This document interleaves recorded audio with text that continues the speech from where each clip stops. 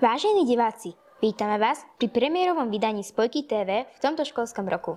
Prvý štvrťrok sa nám nezadržateľne chýli ku koncu. Počas 3 mesiacov sme toho na našej škole zažili veľmi veľa. Poďme sa preto spolu pozrieť na zaujímavé témy a reportáže, ktoré sme si pre vás z tohto obdobia pripravili. Žiaci z každej triedy si v úvode septembra volili svojich zástupcov do žiackého školského parlamentu. Pán učiteľ Rapák a vybraní žiaci nám približia jeho fungovanie a ciele. Pri sebe mám pána učiteľa Rapáka a teraz sa ho spýtame pár otázok. Čo robíte v žiackom parlamente? Tak som jeden z koordinátorov žiackého parlamentu a na starosti mám hlavne organizáciu školských podujatí, hlavne z tých papierovej stránky. A samozrejme potom, keď to už je hotové, tak koordinujem žiakov, aby správne robili to, čo majú robiť. Aké máte plány na tento školský rok? Plánu je veľa, nechcem ich to nejako veľmi spoilerovať, ale určite budeme robiť farebné dni. Budeme robiť žiacky ples, ak to vyjde. Uvidíme. A samozrejme počas roka, čo sa ukáže, to budeme realizovať, ale hlavne sa budeme opierať o nápady našich žiakov, ktorí sú veľmi šikovní. Ďakujeme. Dobrý deň. Sme tu s predsedom Marekom Liškom z 9C a máme na ňa pár otázok. Aké sú vaše pocity z toho, že ste vyhrali voľby? No, ja som za toto miesto veľmi rád a som rád, že zvolili práve mňa a dúfam a viem teda, že budem túto pozíciu dodržiavať správne a plniť s veľkým sebavedomím. Ďakujem. Dobrý deň, som tu s podpredsedom Petrom Kandom a mám na neho pár otázok. Aké sú vaše pocity? No tak k tým pocitom by som povedal len toľko, že som veľmi rád za to, že ma žiaci školského parlamentu zvolili za podpredsedu. Dobre, ďakujem. A aké sú vaše plány na tento školský rok? Tak plánujeme školský ples, určite spojovackú vianočnú uličku, ktorá už sa pár rokov aj dozadu konala. Koná sa teda každý rok a tento rok to bude výnimkou. Máme rôzne farebné dni a mnoho iných. Dobre, ďakujem. V tomto školskom roku sme v učiteľskom zbore privítali nové pani učiteľky a nových pánov učiteľov. S kamerou sme sa rozhodli niektorých z nich vyspovedať. Medzi nových pedagógov patrí aj pani učiteľka Eva Černá, ktorá učí matematiku a informatiku. Pani učiteľka, školský rok nám ubieha ako voda. Ako zatiaľ hodnotíte prvý štvrťrok? Ja hodnotím tento prvý štvrťrok, aj keď som tu veľmi krátko, veľmi kladne a pozitívne, pretože mne sa na tejto škole veľmi páči. Jednak organizácia školského roka, jednak pedagogický zbor, moji milí kolegovia, tí sú veľmi, veľmi milí a nápomocní. Takisto sa mi páči, ako je tu zabezpečené teda informačno-komunikačnými technológiami táto škola. Veľmi sa mi páči správanie vás, žiakov, veľmi, veľmi. Máte tu vytvorené také zásady, ktoré sú veľmi priaznivé, si myslím, pre vás a pre váš vývoj a veľmi dobre tu varia. Takže ja hodnotím tento prvý štvrťrok veľmi, veľmi pozitívne a kladne. Medzi nových pedagógov patrí aj pani učiteľka Ema Kušnierová, ktorá učí občiansku náuku a slovenský jazyk. Pani učiteľka, školský rok nám ubieha ako voda. Ako zatiaľ hodnotíte prvý štvrťrok? Veľmi pozitívne. Zatiaľ spoznávam stále viac a viac nových žiakov, aj pedagógov a pedagogičky a myslím si, že zatiaľ je to skvelé. Pri mikrofóne máme pani učiteľku Rusňákovú. Aké sú vaše prvé dojmy z prvého štvrť roku na tejto škole? Prvé dojmy, úplne prvý dojem bol, že to je obrovská škola. Prišla som z menšej školy, takže obrovská škola. Trošku som mala obavy z toho množstva, ale teda musím skonštatovať, že deti sú tu asi ako všade. Milé, príjemné, veľmi slušné, zdravili ma a ja som od prvého momentu mala ten pocit, ako keby som tu bola stále a nebola som nová. A páči sa vám tu? Áno, veľmi. Takže ďakujem za možnosť tu pracovať a spoznávať toto. Dobre, ďakujem. Pri mikrofóne máme pána školníka Tomáša Šíbara. Pán školník, ako hodnotíte prvé mesiace na našej škole? Tak, bola to určite zmena oproti tomu, čo som robil predtým, ale myslím, že pozitívne a je tu fajn kolektív, takže myslím si, že dobre. Ďalšou pani učiteľkou, ktorú sme sa rozhodli vyspovedať, je pani učiteľka Viktória Cimermanová, ktorá učí slovenský a nemecký jazyk, techniku a hudobnú. September ubehol ako voda. Ako hodnotíte prvý mesiac v tomto školskom roku? Prvý mesiac hodnotím zatiaľ pozitívne, i keď je to všetko pre mňa nové a je toho celkom dosť, ale ľudia sú veľmi príjemní, kolektív je príjemný, žiaci sú milí, aj keď sa nájdú aj takí, čo vedia pohnevať, ale zatiaľ som veľmi spokojná a som rada, že som tu. Pri mikrofóne máme pani učiteľku Radku Millerovú, ktorá učí anglický jazyk a telesnú výchovu. Pani Mišelka, my vieme, že už ste u nás učili aj koncom minulého školského roka. Ako sa u nás cítite? Cítim sa na tejto škole veľmi dobre. Už minulý rok som si začala zvykať a tento rok je to tu úplne úžasné. Žiaci sú skvelí, vidím, že sa všetci snažia a som z toho veľmi nadšená, že tu môžem byť. Na našej škole máme aj novú pani asistentku Alenku Heringovú. Ako sa na našej škole zatiaľ cítite? Ja sa na tejto škole cítim veľmi dobre, páči sa mi tu, je tu veľmi živo, skvelá atmosféra a kopec nových podnetov, ktoré inšpirujú. Aj tento rok sme v mesiaci október organizovali jesenný zber papiera.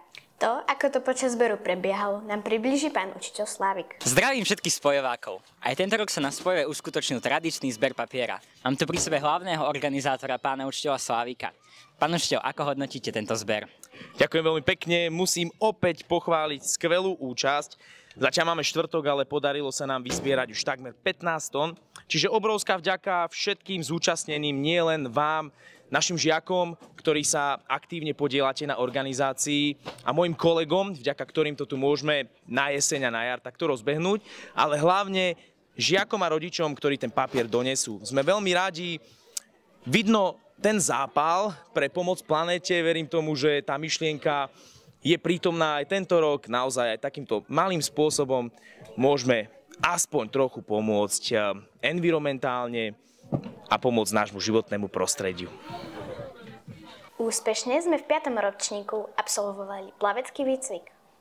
O jeho zhodnotenie sme poprosili pána učiteľa Koctúra a pani učiteľku Žilovcovú. Pristupujem pani učiteľku Žilovcovú a teraz sa jej opýtame pár otázok ohľadom plaveckého výcviku piatakov. Ako hodnotíte plavecký výcvik? Tak plavecký výcvik hodnotím veľmi dobre, deti boli disciplinované, myslím, že plavecký výcvik si užili a len samé pozitívne správy. Čo hovoríte na žiakov? Zlepšovali sa? Áno, určite. Veľa žiakov spravilo obrovské pokroky, niektorí menšie.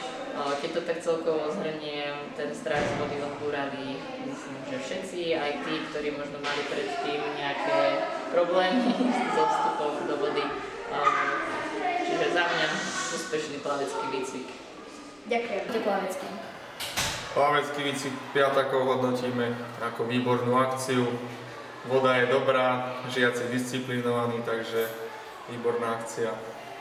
A teda čo hovoríte na žiakov? Zapájali sa a tak? No tak žiaci plávali to, čo mali, dodržiavali pravidlá, čo je základ. A piatáci vo vode je celkom fajn. Ďakujem. Bez Dňa finančnej gramotnosti by sme si nevedeli predstaviť ani tento školský rok. O tom, čím bol tento deň špeciálny, nám porozpráva pani učiteľka Kulfasová. Pani učiteľka Kulfasová je na 2. stupni našej školy hlavnou koordinátorkou Dňa finančnej gramotnosti. Pani učiteľka, pripomeňte nám, prečo by sme sa mali finančne vzdelávať. V dnešnej dobe je veľmi dôležité, aby sa nielen mládež, ale všetci ľudia správne vedeli finančne rozhodovať.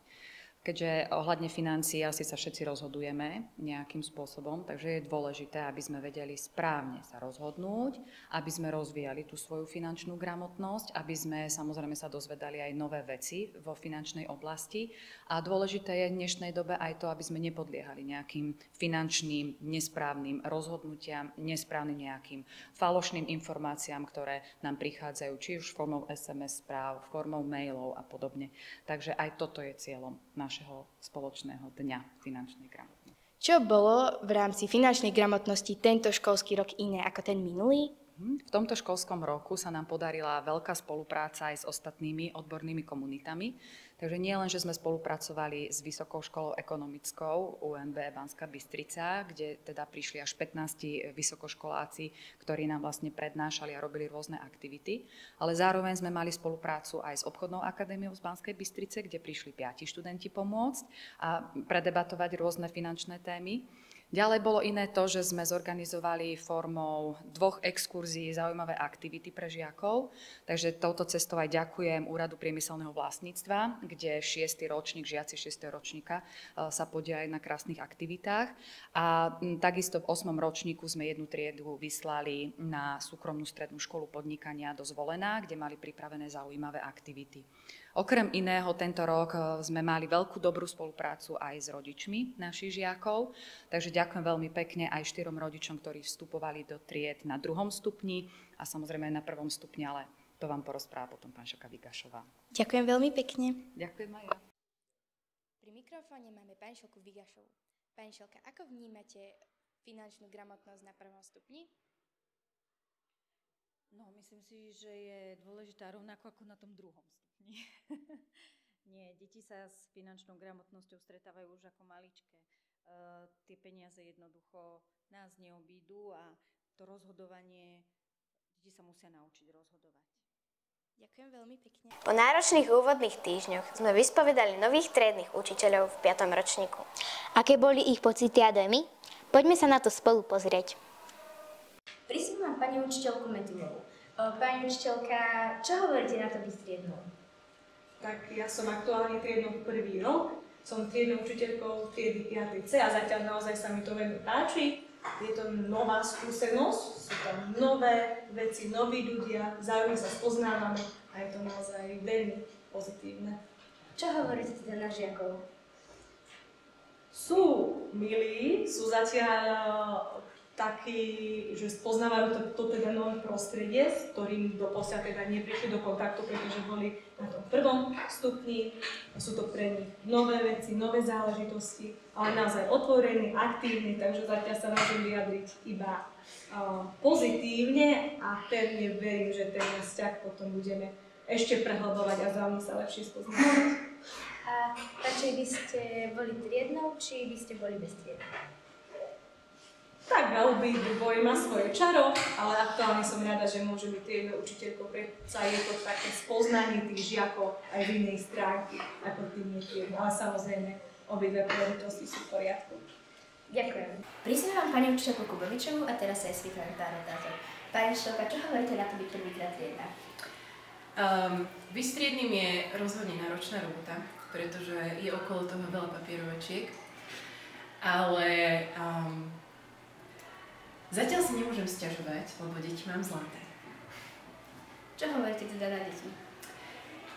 Deti ešte úplne nepoznám, pretože sme spolu len začali teraz v septembri, ale veľmi sa teším na to, že ich budem počas najbližších 5 rokov spoznávať a že ako to bude vyzerať v 9. ročníku, či to spolu zvládneme a dúfam, že budeme spolu dobre vychádzať. A radšej by ste zostala teda triednou alebo bez triedy? Myslím si, že by som bola radšej triednou, pretože je to super mať nejakú svoju triedu, nejaké svoje deti, s ktorými človek môže komunikovať každý deň a byť im nápomocný. Ďakujeme. Ďakujeme za pozornosť. To bolo z tohto vydania Spojky TV všetko. Držíme vám palce a vidíme sa opäť. Dovidenia!